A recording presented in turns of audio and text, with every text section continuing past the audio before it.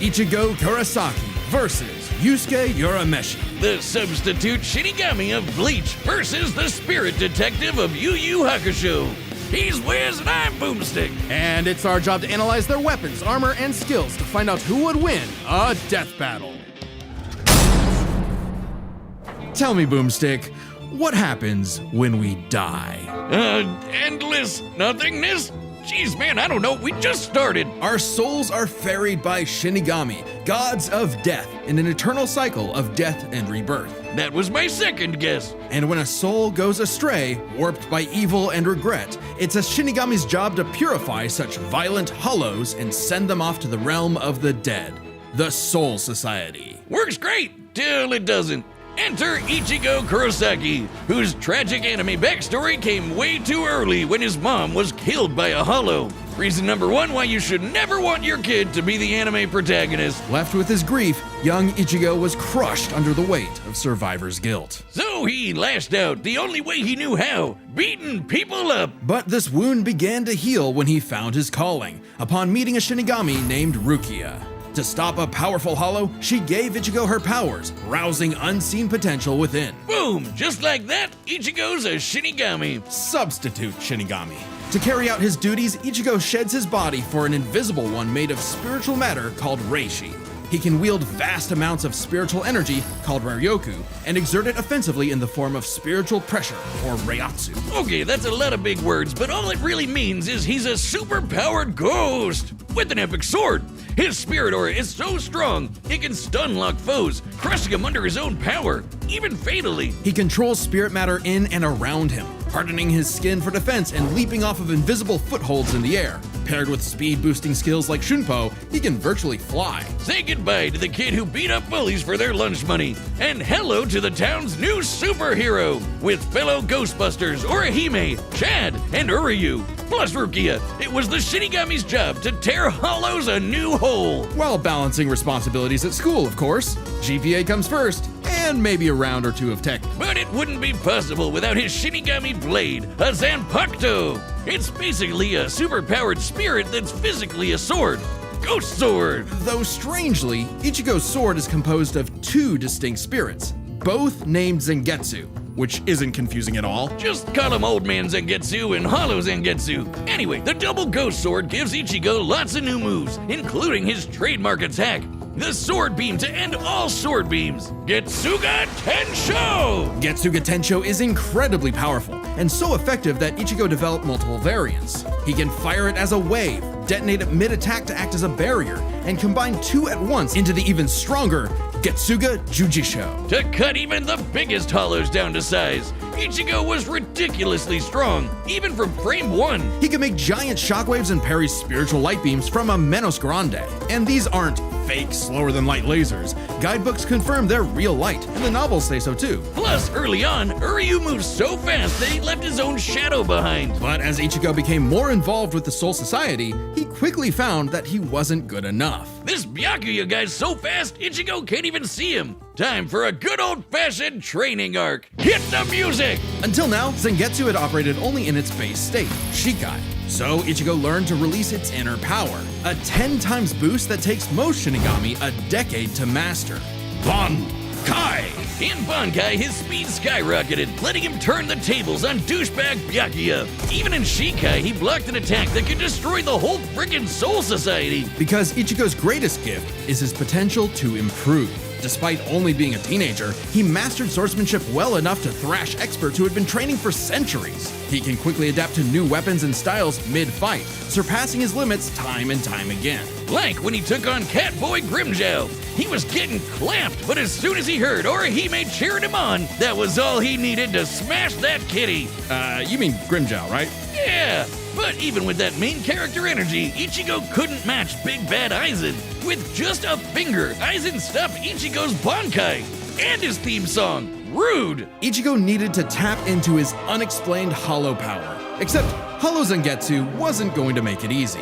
Old Man Zang's pretty chill, but this guy's a menace. Still, Ichigo needed his help and conjured a hollow mask to expand his power. But this meant the hollow within only grew stronger. Masked up, he can fire lasers, bypass super senses, and heal lost limbs. But piss him off enough and he'll go full hollow, and you really don't want that. Hollowification exceeds even Bankai, and was enough to crush Ukiura in a battle that shook all of Hueco Mundo, the world of hollows. Full hollow Ichigo could even tear through all 3 layers of hell. But with help from his secret Shinigami father, Ichigo continued to train for months in the Dangai, a corridor between dimensions, until he was finally ready to challenge Aizen. Challenge is an understatement. He manhandled Aizen, shattered mountains with sheer aura, and flexed so hard he smashed out of the black coffin, which crushes space like a mini black hole. And yet, it still wasn't enough. So by becoming Getsuga itself, Ichigo unleashed his ultimate attack,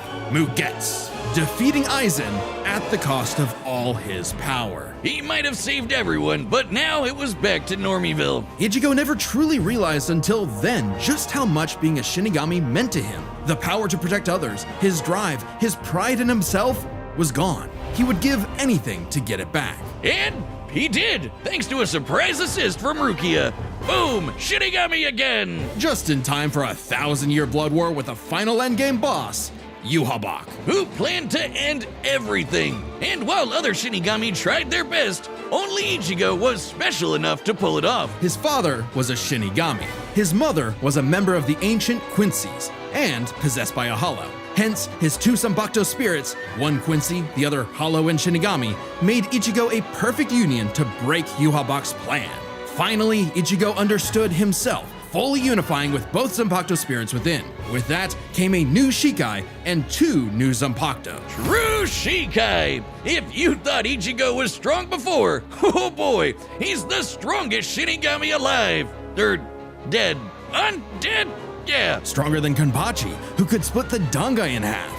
Stronger than Senjumaru, who shook heaven and earth across the realms. And strong enough to match Yhwach, even after he absorbed the Soul King. Juiced up with Soul King power, Yhwach could nuke all 3 realms. The human world, Soul Society, and Hueco Mundo, plus the Dangai and Garganta in between, which have a bunch of pocket dimensions sprinkled in. Hell, just the Soul King's corpse sent a shockwave across all the realms. And it's not a matter of disrupting the flow of souls. Yhwach was going to end everything through sheer power alone. But Ichigo still wasn't done powering up. Entering a new half-hollow form and merging his Getsuga Tencho with a mighty hollow attack, the Gran Ray Sero. Making a giant crescent slash that rips through space itself. All that power culminating in his true Bankai.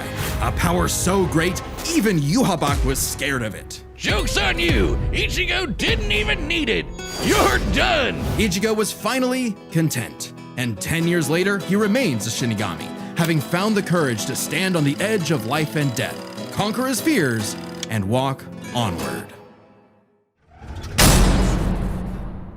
Most teenagers have no idea what they want to do with their life. However, that was hardly a problem for juvenile delinquent Yusuke Urameshi, because he only ever wanted to do one thing. Throw hands!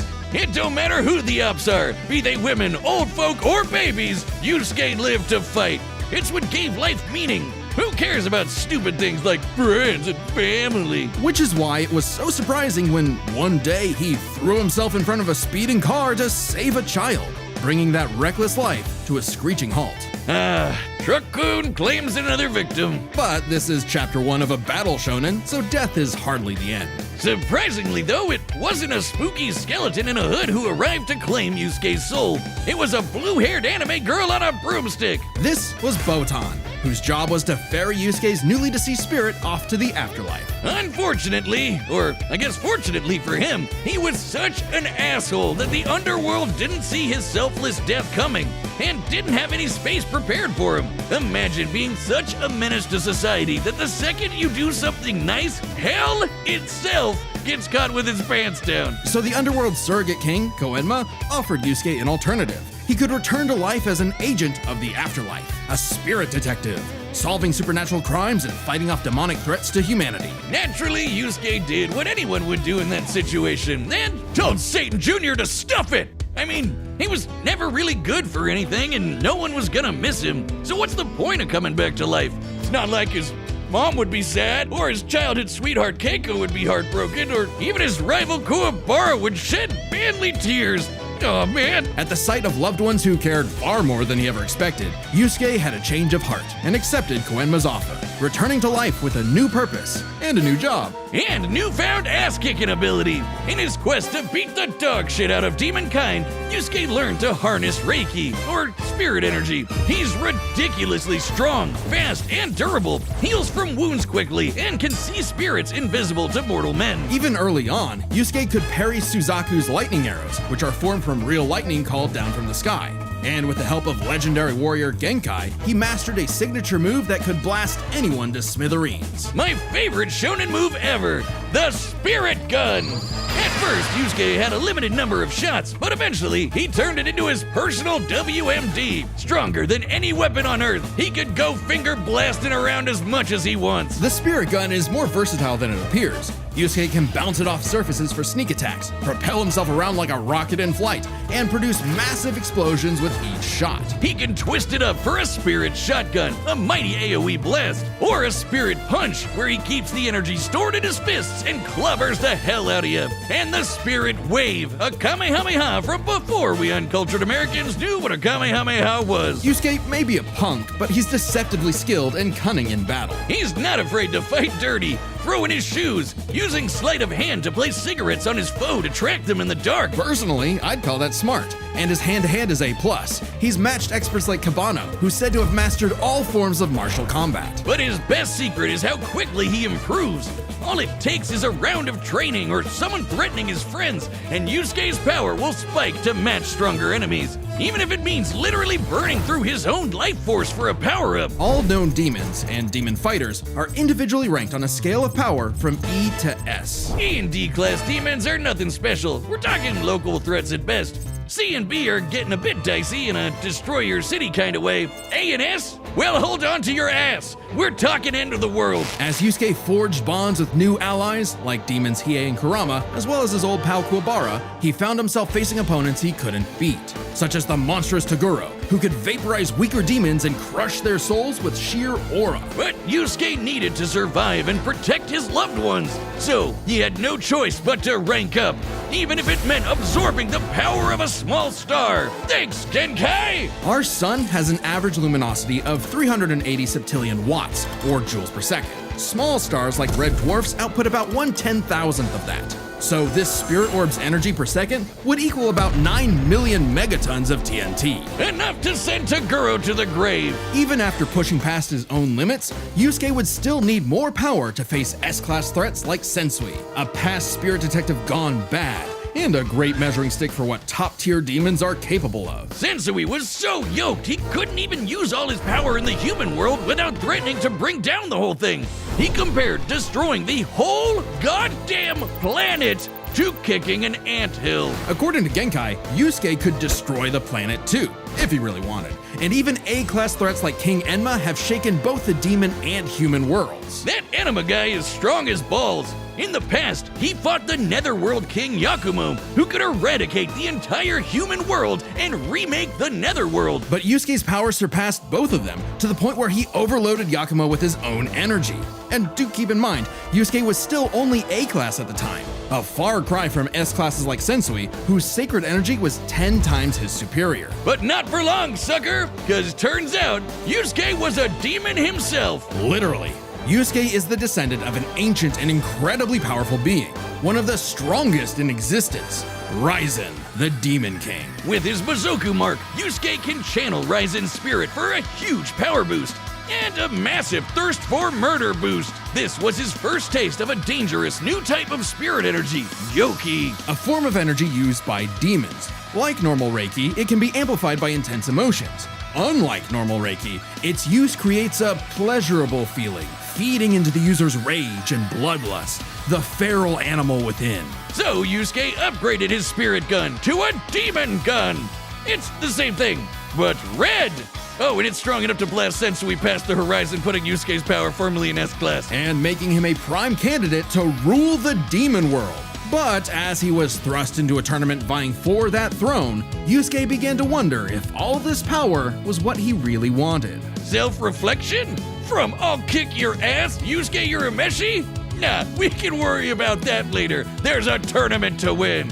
Which one of you, girl, baby, or grandparents is first? Even then, as Yusuke took on the Demon King Yomi in an epic final battle, he was still growing. He had become far stronger than before, even achieving a unique version of the Mozoku form separate from Raizen's influence. And a brand spanking new form of power. Kinda like Sensui's sacred energy, but even better.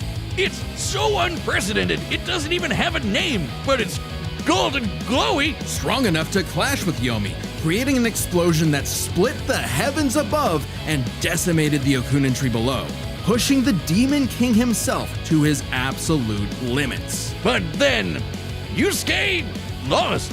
It's not all bad though. Even if being king would have been cool, Yusuke realized he wanted something more. He'd grown up and chose to walk a new path. It was always Yusuke's connections with others that motivated him above all else. And it was in those connections that he found his happy ending. But I wouldn't piss him off if you can avoid it. Get him in the right mood or threaten the human world, and the spirit detective will beat your stupid ass. Long has its return been foretold, but now, finally, it is reborn. The original Death Battle shirt that once dominated the world. Hell yeah, there's no better way to wear a blood spatter on your chest. We've restored the original shirt with even better materials, and it's available now on deathbattle.gg. That's our website that's also kind of like a Patreon. There's a bunch of other merch there, like this awesome Mecha Goose hoodie. Just don't let the gooses get it. Website members can also see the entire Death Battle archive, including episodes that were banned from YouTube. And even more behind-the-scenes goodies. Like, did you know our research team wrote up a massive blog all about the science of Ash versus Yugi? Wait, I lied. They wrote up 2! Click the link below to support the show, look behind the scenes, and get cool merch at deathbattle.gg. All right, the combatants are set, and we've run the data through all possibilities. It's time for a death battle!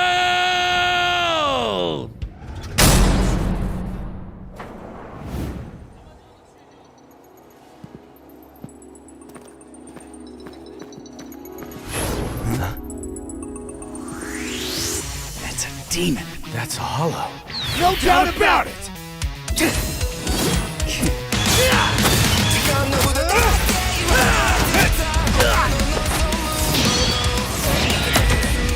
Spirit Guide!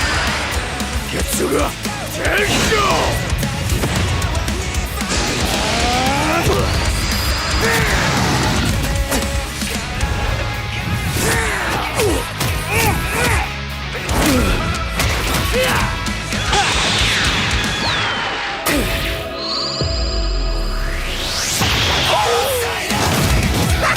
No match!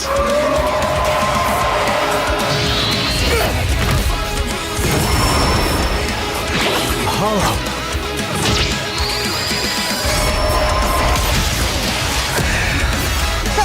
Chump change. Reckless idiot!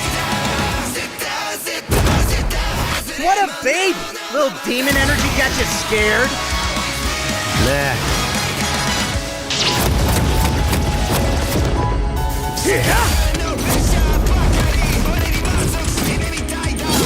Getsuga! Yujisho! 2 at once? Damn, why didn't I think of that? Give in to me, Yusuke. Let's devour him together. Hell no! This is my fight, jackass! You just told me back!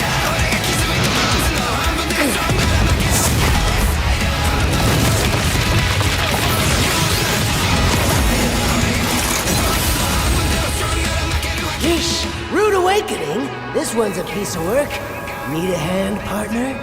Let's do it. Like old times. On time! Tensa! Sangetsu!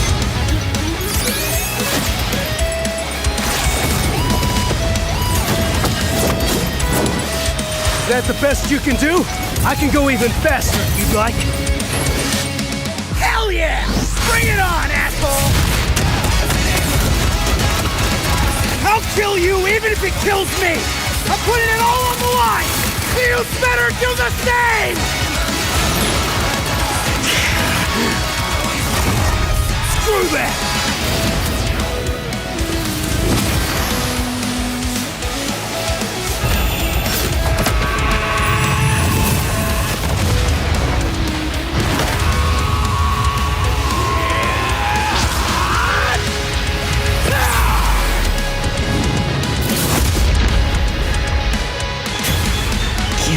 Freaking break. See you on the other side. KO! You, think the afterlife offers frequent flyer miles? There's a lot to cover here, so let's break this down into 4 chapters, starting with their abilities. Yusuke could see Ichigo no problem, and resist auras like Togoro's that are similar to Reiatsu, so Ichigo couldn't cheese a win right away. Otherwise, Yusuke was outmatched. Sure, the Spirit Gun could potentially match the Getsuga Tensho, and he had stat-boosting forms like the Mizoku. Ichigo, however, had more varied powers, a better healing factor, greater stamina given his months of Dangai training, And all those swords! He just had way more abilities to play with. Likewise, speed was a fairly easy call. Yusuke could react to lightning early on and obviously got much faster over time. Looking at this blast from his clash with Yomi, it erupted upwards at 57% the speed of light. But Ichigo was faster than light from the start, and he's gotten faster too. He couldn't even see Byakuya at first, but blitzed him in the rematch. Plus, he's got tons of training and power-ups since then. The Soul King Shockwave, for example, expanded across the realms at thousands of times light speed, and Ichigo reacted to attacks from Soul King Yuhabak that utilized the same power. So, Ichigo takes speed. But Yusuke's fought plenty of foes faster and more varied than him, so it's extremely important to examine their tactics and ability to adapt mid-fight. This is kinda both their things. Ichigo has styled on guys with centuries of training and has over a decade of experience as a Shinigami. He's pretty good at figuring out new weapons and styles. Meanwhile, Yusuke was flexible and quick to adapt, mixing cleverness with exceptional hand-to-hand. He's good enough to match Kabano, who mastered every martial art. Ichigo's decent at hand-to-hand, but it's not his go-to in the same way. So, both had their strong suits, with advantages on each side. It's fair to call this one a draw. Leaving only the biggest winning factor, which could have superseded all other advantages: power. Between Sensui, Genkai, and Enma, Yusuke could definitely destroy the planet. Examining his sky-splitting clash with Yomi and measuring its scale, that's about 4 quadrillion megatons of TNT, which is crazy. Similarly, mid-series Ichigo could shake Huecomundo, tear through hell, and block attacks that could destroy the Soul Society. But at his peak, he beat Yuhabak, who could destroy several realms, which is far more impressive than just one. To be fair, Yusuke also beat Yakumo, who could threaten 2 realms at the same time, pretty close to Yuhabak's threatening 3. And Yusuke far surpassed Yakumo afterward. The gap between him and Sensui alone was 10 times. So there could be an argument for Yusuke's power surpassing Ichigo if 3 realms was truly Ichigo's limit.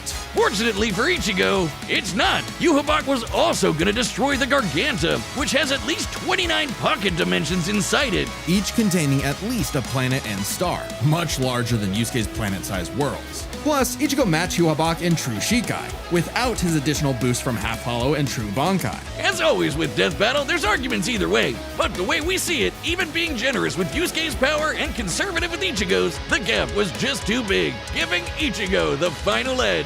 Sorry if things got messy, but that's just how Ichi goes. The winner is Ichigo Kurosaki.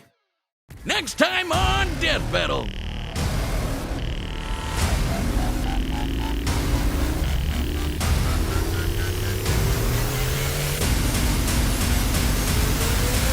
Subscribe and join as a member to see more Death Battle. Thanks for watching.